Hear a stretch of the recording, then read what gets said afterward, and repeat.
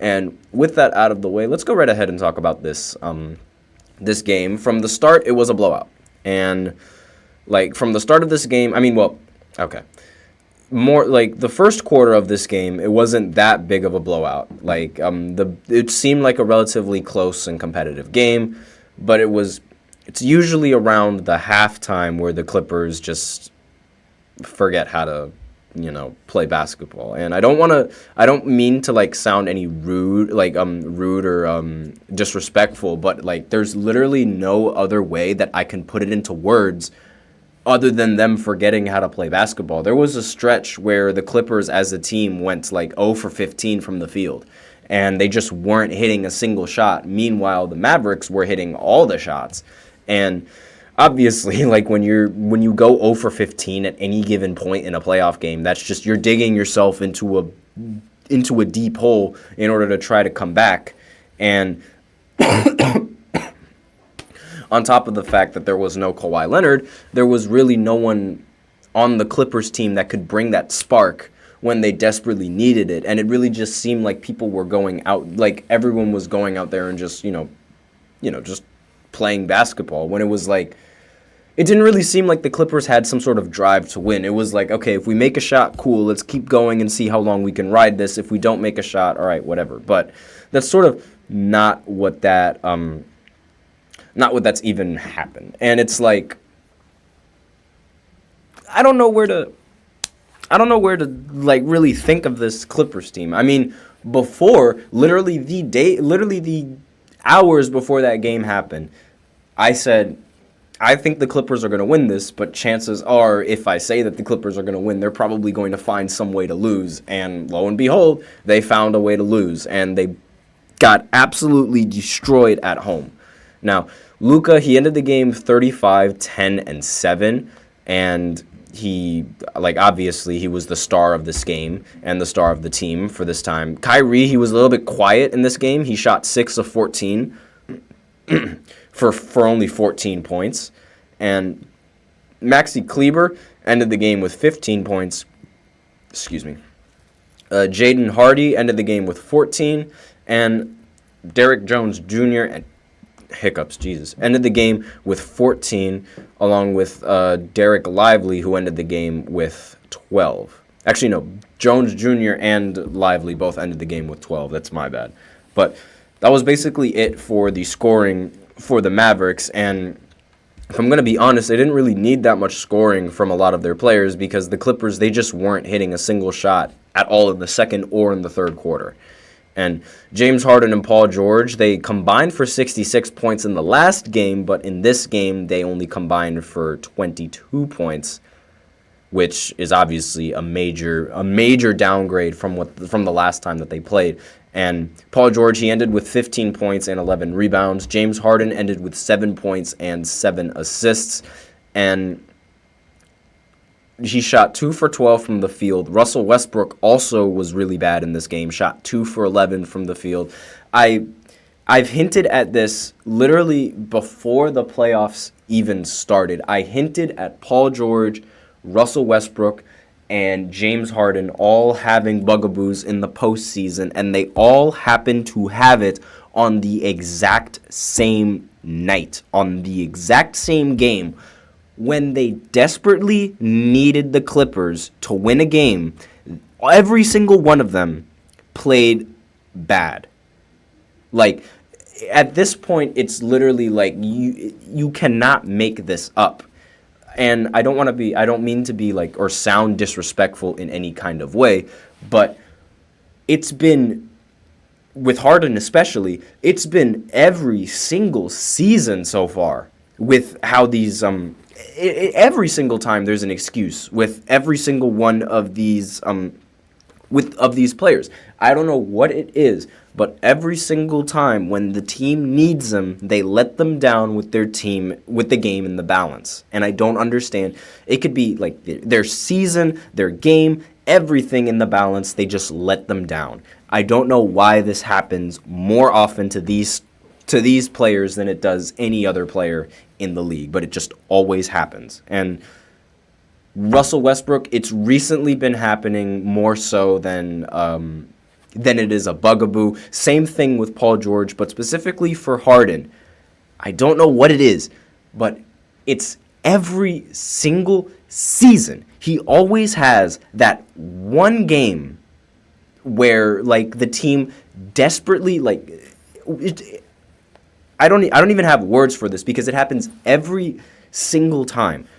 The team needs one win from Harden. They desperately need it, and they get let down. It happens more times than you want. It happens more times than you think. It happened in 2018 when James Harden had that 3-2 lead against Golden State. It happened in 2020. It happened in 2021 when I understand it wasn't entirely his fault, but the Brooklyn Nets, he did have excuse me.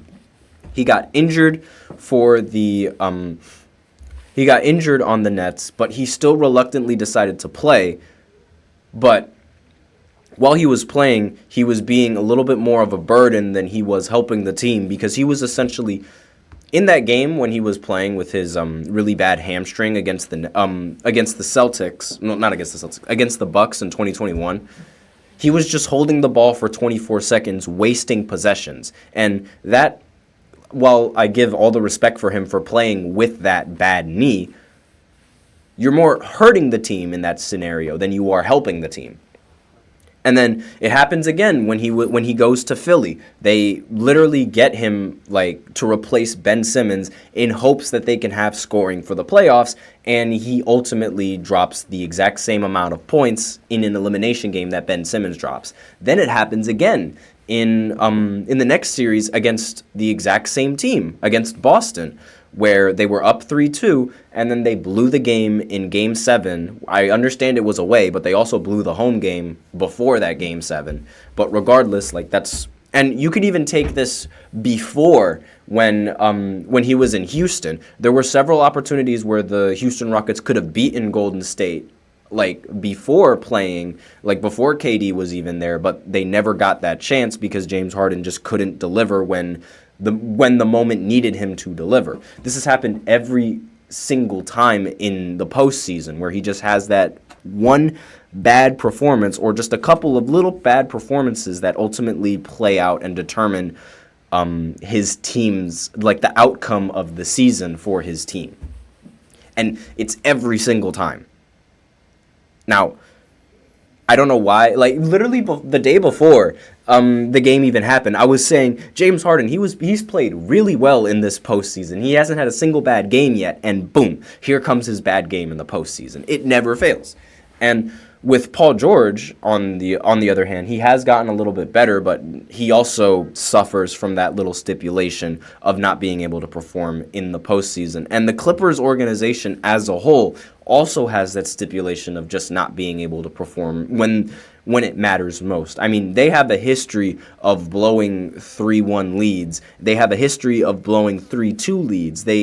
It's common in the Clippers culture to blow leads, and it's as unfortunate as it sounds. That's just the reality of how it is. And while this wasn't they didn't have a definitive lead in the series, I feel like this is a huge game that they blew. This was also the largest playoff loss in Clippers franchise history up to this point.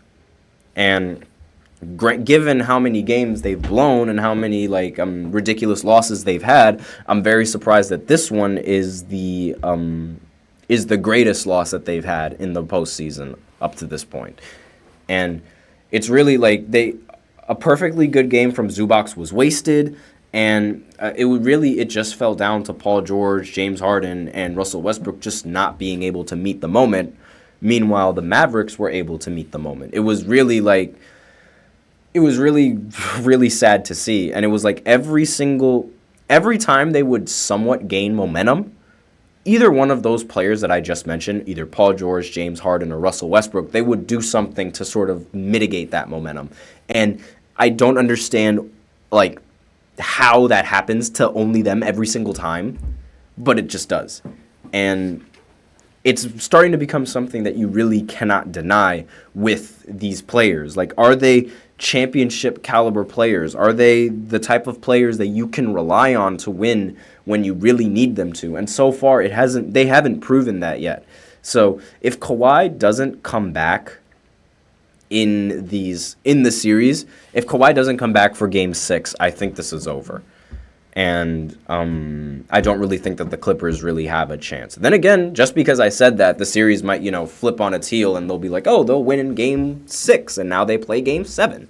But we'll see. As of how it's been going, the Clippers have just been, they've been way too inconsistent for me to, continue to back them. So I would have had them as favorites, but after what they've shown me, I really can't decide, and it's really tough, because it's how does this happen? I genuinely don't understand how this happens, and there's really nothing else that can be said, because the Mavs, yes, they did play very well, but I feel like this sort of performance is something that we're used to seeing when it's against the Clippers, and I just feel like it's more of a Clippers collapsing in this game as opposed to the Mavericks playing really, really well in this game. Similar to how I thought in the last matchup, it was the Pacers collapsing against the Milwaukee Bucks, because they were up against Milwaukee Bucks, the Bucks' bench. But regardless, it really didn't. It really seemed like this was more of a Clippers downfall than it was the Mavericks, playing really well, because with how badly Harden and Westbrook were shooting, 2 for 12 and 2 for 11, how could you how could you not blame this on both of them, and the performance from Paul George as well?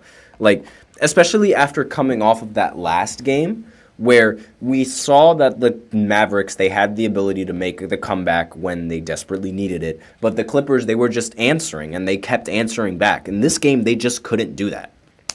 So that's basically all I had to say for the Clippers and for this Mavs. For this Mavs game, it's just every single season with these guys, and I don't understand why. I don't understand how none of them have been able to get over that hump yet. It's really it's a bugaboo, and there's no other way that I could really explain it other than it being either a curse, a bugaboo, whatever, a jinx, whatever superstitious thing you'd want to call it. But that's sort of what it feels like.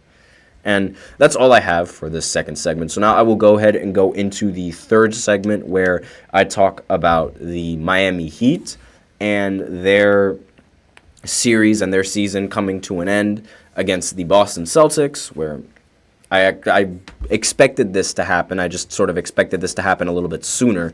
But we'll go ahead and talk about this series after this short break. So I'll be right back. Looking for your daily fix of sports talk without having to pay for it? GSMC Sports Network is available on YouTube. Just search GSMC Sports Network. Get your fix of daily sports talk shows on YouTube, absolutely free. NFL, college football, NBA, MLB, MMA, UFC, fantasy football, and so much more. GSMC Sports Network has shows running all day long, with new sports shows starting every 2 hours. Just like on your favorite cable sports channel, except GSMC Sports Network is absolutely free. Just search GSMC Sports Network on YouTube to catch one of your new favorite shows, like the GSMC College Football Podcast, Chip Shot Football Podcast, Hoops and Heels Women's Sports Podcast, GSMC Basketball Podcast, and so many more. Check it out for yourself. GSMC Sports Network, now available on YouTube absolutely free. Search GSMC Sports Network on YouTube right now.